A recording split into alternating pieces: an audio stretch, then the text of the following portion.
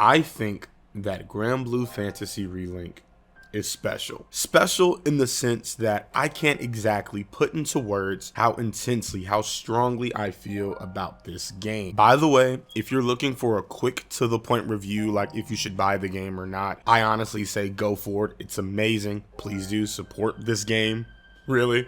But you know, IGN, Game Ranks, Noisy Pixel, all those other big media conglomerates can give you a way better in-depth analysis than what this video is going to be. When writing this script, I tried to use other titles that I love so dearly for comparison to try to explain how great Granblue Fantasy Relink is to me, because I see a lot of games that I genuinely love represented in Relink. The sense of camaraderie and trust amongst your party members are all very reminiscent of Dragon Quest, Final Fantasy, the new Yakuza / Like a Dragon games, right? The way you explore areas and interact with the environments with your party felt very much like a Tales game with a little bit of like dot hack and DMC in the background. And the combat just felt like the perfect mash of Final Fantasy 14 and Monster Hunter. Two things that I already wish were drugs so that I could constantly do them.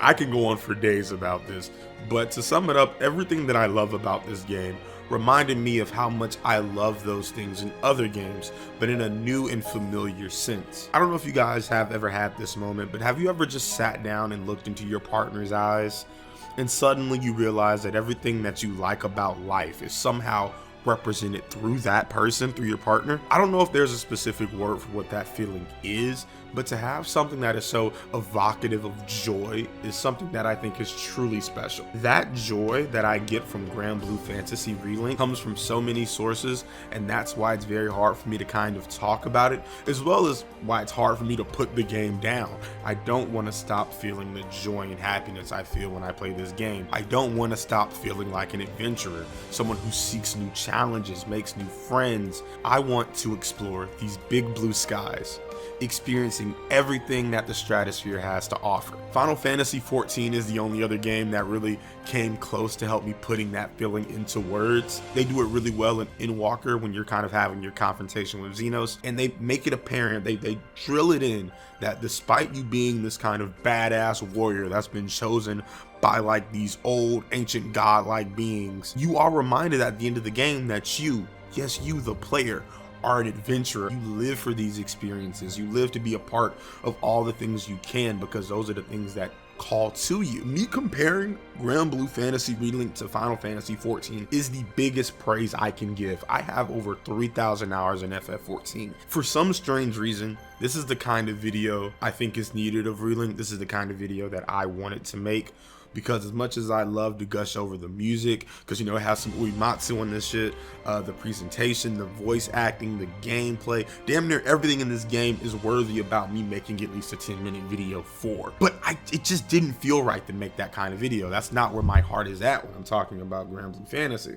Like, yeah, the story is simple and straightforward, I guess, but this isn't a video about like that. When I think about Granblue Fantasy, whether that be the fighting game, whether that be the mobile game, whether that be Relink, the words big blue sky pop into my head, and they just kind of stay there. Like it's a phrase that just kind of lingers in my head, and it's very symbolic of like this huge world out there for us to explore. It's also kind of hopeful in a way. Like past the dark and gloomy clouds, there is this beautiful sea of blue that everyone looks up at. And because the happiness, the sense of relief and peace that the skies bring, that clear blue sky brings, knowing that so many people look at these skies as like this source of just kind of like peace and tranquility, makes you kind of want to protect it, you know? Maybe it's this idea of hope that is like permeating through this game's world that has me so enamored, because hope is like one of my favorite things to expand upon thematically, and it's such a powerful and compelling emotion that in almost every medium I engage with, I find myself being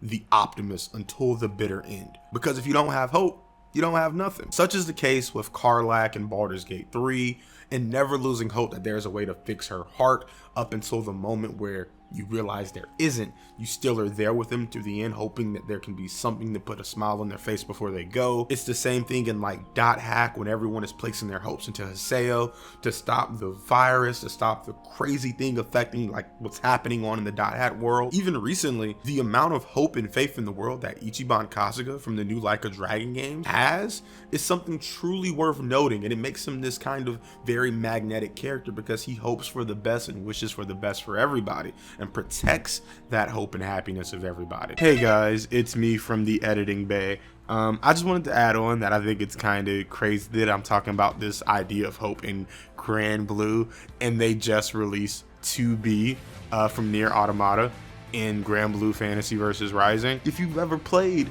Nier Automata, you know that it's a story about persevering through adversity and the constant struggles and things of that nature. So, you know, it ties into the motif of hope. Maybe I'm not talking out my ass, and maybe y'all should pay a bit more attention to the video because I'm saying some real shit. Okay. And I mention all of this to say that Granblue has a world that you want to protect. And through the perspective of the captain, there are so many people that you inspire and make hopeful that when they come together to support you, or when you have a final battle, there's like this sense of people cheering you on, coming to your aid, and that happens in the Relink story. It also happens as well because like when the characters kind of interact, you could tell that they have a lot of history about each other and they're trying to find themselves through this journey with the captain. It's very cool. It's slight, but it's very cool. I don't really get that feeling in like Monster Hunter or even a more narrative monster slaying game like God Eater, right? Granblue's world, just after doing some research into the overall mythos and lore of Granblue Fantasy, Granblue's world is the perfect backdrop to tell this constant story of hope and protecting the hope of others with its constant existential threats like the Astrals, the Primals, and whatever weird kooky anime bullshit they decide to throw in. So I hope that they continue to add on to that idea with new missions and monsters that both satiate my need to fight stronger things, but also to kind of protect these kind of big blue skies. Then again, I'm just one person out of the 1 million plus people who play this game. Everyone could just be buying this game and playing it until Monster Hunter Wilds drop or FF14 Dawn Trail expansion is released. Shit, I don't know. But the game is fantastic and I wanted to talk about it. Thank you guys so much for watching. Let me know your thoughts on Relink in the chat. And also, Jesus Christ, Narmaya's titties are huge, dude.